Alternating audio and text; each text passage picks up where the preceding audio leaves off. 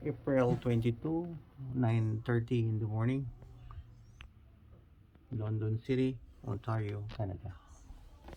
I don't know what time there in the Philippines. I think it's still the same, 9:30 or sort of evening there.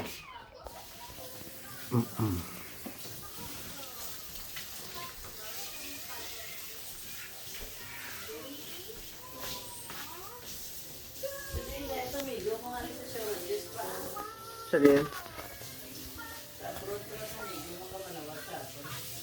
Si Romy Ponce. America eh. Bricks. It's raining. Cement could not stand the pressure of winter. 0 degrees temperature. Wooden plastic houses.